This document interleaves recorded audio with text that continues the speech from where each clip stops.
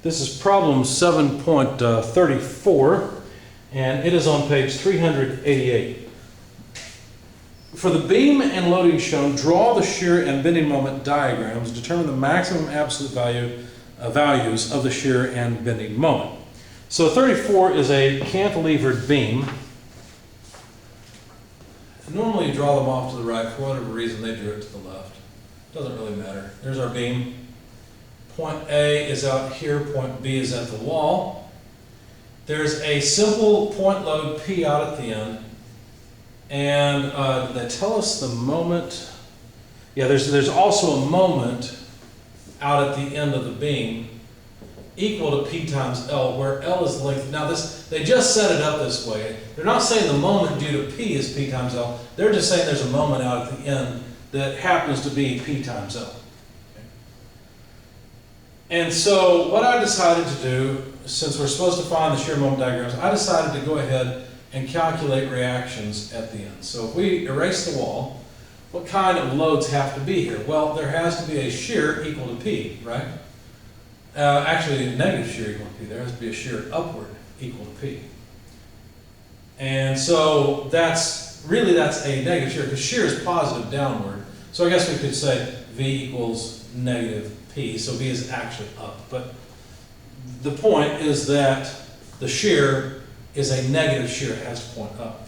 And then the moment, if I draw a moment at B in the positive sense, well, now let's see, we've got a moment that's phi in it, but we've also got a moment PL. So this moment at B, if we sum moments about point B, what we'd find is that let's do it this way. Let's sum moments about point B, taking counterclockwise as positive. We have the moment at B that is an unknown moment, right? Some moment in the material that the wall is providing. So there's that moment, and then there's a moment at the other end that's in the opposite direction, moment M naught, which is just, in fact, let's write it that way at first. And then there's the moment of the force P. Now that's causing a positive moment, so plus PL equals 0. And so the moment at B has to be equal to PL. Well, let's see, actually, let's put it this way. The moment, no, we are moving this to the other side. So moment initial minus PL. There we go. But we know moment initial is PL. And so this just comes out to 0. So we don't have a moment at B to consider. Okay, the moment at B is 0. So if we want to draw the shear diagram, well, let's see. As we move into the material, the shear has to go upward to counteract P. In fact, it has to be negative P. We've already found that. That's true all the way out to the end of the beam, right? And so if I were to draw just a free body diagram of a little segment of the beam and say, well, how much positive shear do I have to counteract P? Well, I have to have negative P's worth. In other words, the shear is on the negative side. Okay? It's a negative shear. Now, it's not negative because the shear points downward against the coordinate system. This has nothing to do with the Cartesian coordinate system XY. It has everything to do with these graphs. Okay?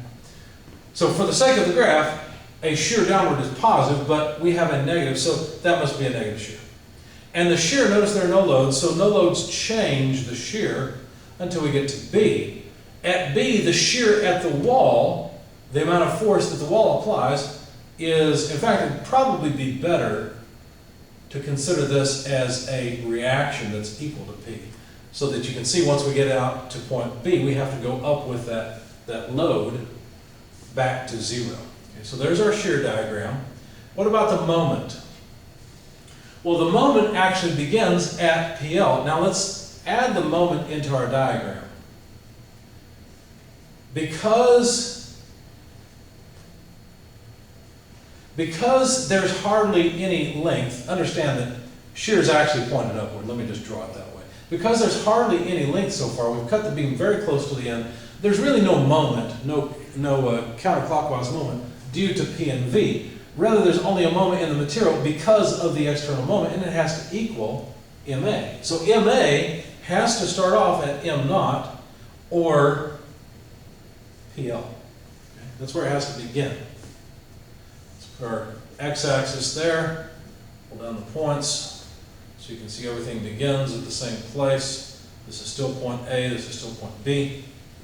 So if the moment begins at PL, remember that the change in moment is just equal to the area on the shear diagram. Well, negative P times L is just negative PL.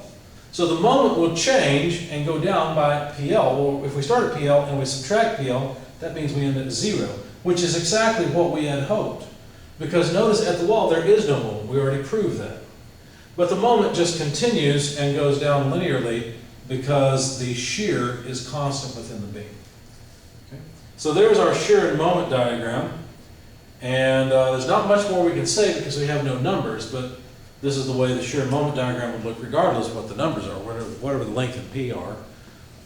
This is the way the shear and moment diagram would result. So the maximum shear occurs throughout the entire beam, and it is just negative P. The maximum moment is out at the end, and it's just P times L.